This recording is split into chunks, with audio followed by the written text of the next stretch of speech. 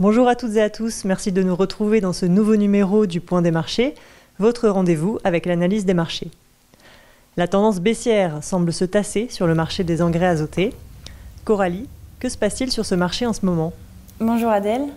Oui, alors sur le marché des engrais, globalement, dernièrement, il y avait très peu de demandes, que ce soit pour les engrais de fond, donc phosphore et potasse, ou pour les engrais azotés. On a d'ailleurs longtemps attendu le retour de l'Inde aux achats sur le marché de l'urée. Et d'ailleurs, les cours de l'urée ont touché leur point le plus bas le 15 mai dernier, avec un prix à 228,50 € la tonne en France.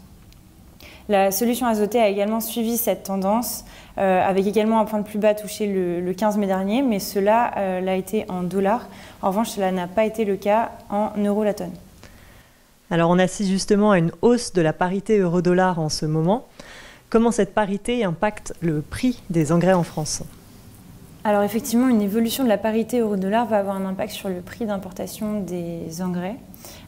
Effectivement, dernièrement, on a eu une parité euro-dollar qui a fortement varié. Donc elle est passée de 1,08 au 15 mai à 1,12 au 15 juin. Et une telle hausse une hausse de 4% en l'espace d'un mois est conséquente et limite effectivement le prix des produits importés. Donc par exemple, si l'urée s'échange à 270 $ la tonne sur le marché international, avec une parité euro-dollar à 1,08, on va avoir un prix français de 250 € la tonne, tandis qu'avec une parité à 1,13, ici le coût diminuera à 238 € la tonne. Donc évidemment, c'est le cas pour tous les produits importés, donc pour tous les produits type engrais achetés en dollars, et ça vient réduire, c'est l'élément qui vient réduire justement le prix des engrais dernièrement. Alors quelles sont les perspectives pour ce marché des engrais désormais ?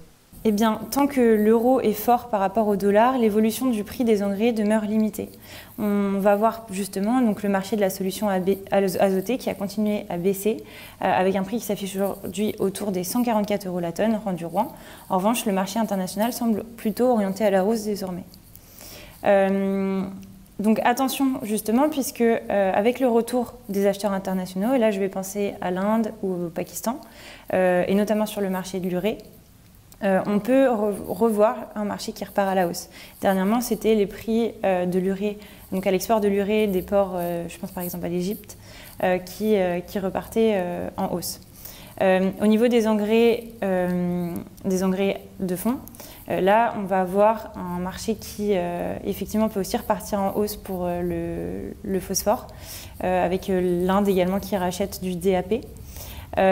Et pour la potasse, en revanche, pour le moment, ça semble plutôt calme, donc pas de grosse évolution à attendre, si ce n'est donc en fonction de l'évolution de la parité euro-dollar. Pour finir, quel est le conseil d'Agritel ? Le conseil d'Agritel, c'est que aujourd'hui, ces prix restent intéressants pour les agriculteurs qui n'ont pas beaucoup avancé. Donc ça pourrait être, il est encore temps, entre autres, d'effectuer des achats sur ces niveaux de prix. Merci Coralie, merci à toutes et à tous de nous avoir suivis.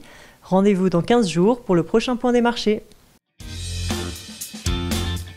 Retrouvez les analyses d'Agritel sur le service expert Grande Culture de Planchamp.com.